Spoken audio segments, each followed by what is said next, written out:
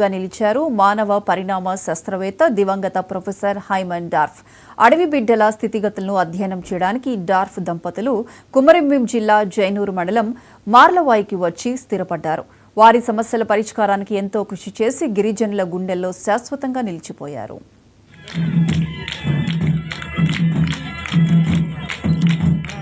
పటేల్ గారి ఆధ్వర్యంలో జరిగినటువంటి ఆ సమావేశంలో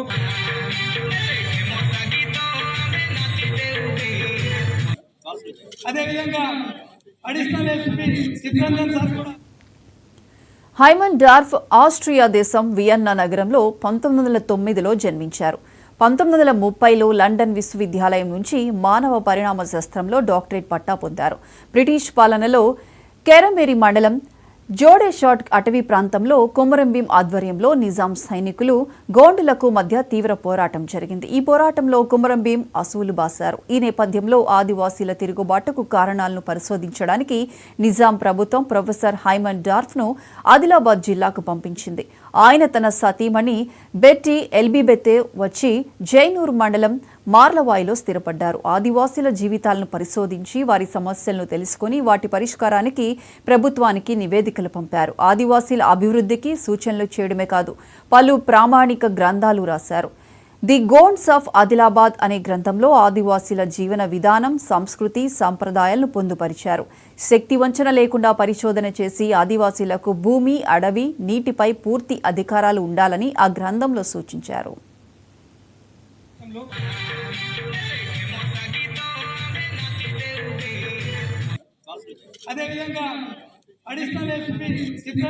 కేవలం ఉపన్యాసాలు వినుకుంటూనే ఉంటున్నా తప్ప మిగతా విషయంలో చాలా ఆలస్యం అవుతుంది కాబట్టి సార్ కూడా ఇతర కార్యక్రమాలు ఉన్నాయి. నేను కూడా ఒక 2 నిమిషాలు. డార్ఫ్ నిజాం సర్కారుకు ఆదివాసీల జీవన విధానం, ఉద్యమాలను నిజాం సర్కారుకు నివేదించడంతో ఆదివాసీలకు సర్వ హక్కులు కల్పించారు. దీంతో ఆదివాసీలు డార్ఫ్ దంపతుల వర్ధంతిని ఏటా జనవరి 11న సాంప్రదాయబద్ధంగా నిర్వహిస్తున్నారు. ఈ క్రమంలో డార్ఫ్ దంపతుల విగ్రహాలకు MP Nagesh, MLA Kova Lakshmi, Bojju Patel, collector Venkatesh Dhotre, ITDA PO Khushboo Gupta, police అధికారులు ఘనంగా నివాళి అర్పించారు. చరిత్ర కేవలం ఉపన్యాసాలు వినుకుంటూనే ఉంటున్నా తప్ప మిగతా విషయంలో చాలా ఆలస్యం అవుతుంది కాబట్టి సార్ కూడా ఇతర కార్యక్రమాలు ఉన్నాయి. నేను కూడా ఒక 2 నిమిషాల లోపలనే ముగించుకుంటా. చాలా సంతోషం. నేను లక్ష్మీ మేడంతో మాట్లాడుతూ హైమన్ డార్ఫ్ యొక్క చరిత్ర, వారి విధానం సరే చాలా గొప్పది. మనం మాట్లాడుతూనే పోతాం. తనకు అక్కకి అదే చెప్తున్నాను.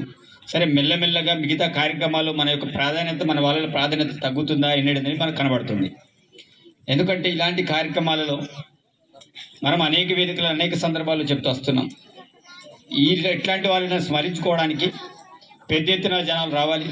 కనీసం మాజీ ఎంపీటీసీలో, మాజీ సర్పంచ్లో, మిగతా ప్రజాప్రతినిధులు అందరూ వచ్చినా సుమారు ఇక్కడ నుంచి 1000 నుంచి 2000 మంది జమ అయ్యే ఆస్కారం ఉంటుంది. కేవలం ఉపన్యాసాలు వినుకుంటూనే ఉంటున్నా తప్ప మిగతా విషయంలో చాలా ఆలస్యం అవుతుంది కాబట్టి సార్ కూడా ఇతర కార్యక్రమాలు ఉన్నాయి. నేను కూడా ఒక 2 నిమిషాలు.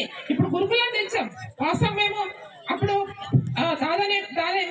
ఎంపీ ఉన్నా, నేను ఎమ్మెల్యే ఉన్నప్పుడు ఇక్కడ మేము ఏకలవ్య తీసుకొచ్చాం. చాలా పెద్దది కార్నర్లో పెట్టించాం. తర్వాత మేము ఏదైతే జ్యోతిబా పూలే, మరి ఇక్కడ జిల్లాలో 4 తీసుకొచ్చాం. మైనారిటీ స్కూల్స్ 4 తీసుకొచ్చాం.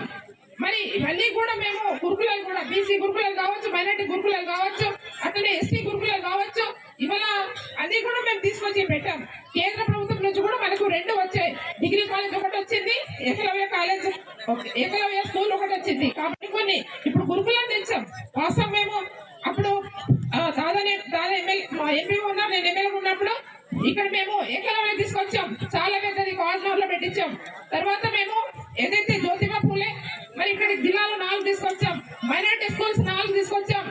మరి ఇవన్నీ కూడా మేము గురుకులాలు కూడా బీసీ గురుకులాలు కావచ్చు, మైనారిటీ గురుకులాలు కావచ్చు, అట్లనే ఎస్టీ గురుకులాలు కావచ్చు, ఇవాళ అన్ని కూడా మేము తీసుకొచ్చి పెట్టాం. కేంద్ర ప్రభుత్వం నుంచి కూడా మనకు 2 వచ్చాయి. డిగ్రీ కాలేజ్ ఒకటి వచ్చింది, ఏకలవ్య స్కూల్ ఒకటి వచ్చింది. కాబట్టి ఇప్పుడు గురుకులం తెచ్చాం. హైమన్ డార్ఫ్ గారు, తర్వాత బెట్టి ఎలిజబెత్ గారు ఈ స్మరిస్తున్నా. తర్వాత ఇప్పుడు లాస్ట్ 1 ఇయర్ నుంచి మనకు మాలవాయిలో పబ్లిక్ రీడింగ్ రూమ్ గురించి చాలా మంది చెప్పారు. సో పబ్లిక్ డిమాండ్ తో మనం last 15 days back collector sir ఆధ్వర్యంలో పిఓ గారు సహకారంతో మనం వాల్నవాయిలో రీడింగ్ రూమ్ ఎస్టాబ్లిష్ చేయడానికి చాలా కృషి చేశాము. సో ఎస్పెషలీ ఎంపీడీఓ గారు, ఎంఆర్ఓ గారు, తర్వాత ఐటీడీఏ ట్రైబల్ వెల్ఫేర్ ఇంజనీర్స్ ఏ గారు, డి గారు చాలా మంచి కృషి చేశారు. ఈ రోజు అది కూడా తయారైంది. తర్వాత పబ్లిక్ రీడింగ్ రూమ్ లో స్టడీ టేబుల్స్ కానీ, తర్వాత కంప్యూటర్స్, తర్వాత స్టడీ బుక్ షెల్ఫ్స్ ఇవన్నీ ఏర్పాటు చేయడం జరిగింది. తర్వాత ఫ్యూచర్ లో కూడా ఏదైనా మీకు బుక్స్ కావాలంటే, కాంపిటేటివ్ ఎగ్జామినేషన్స్ ఏదైనా మీకు బుక్స్ కావాలంటే అది కూడా మనకు చెప్పండి.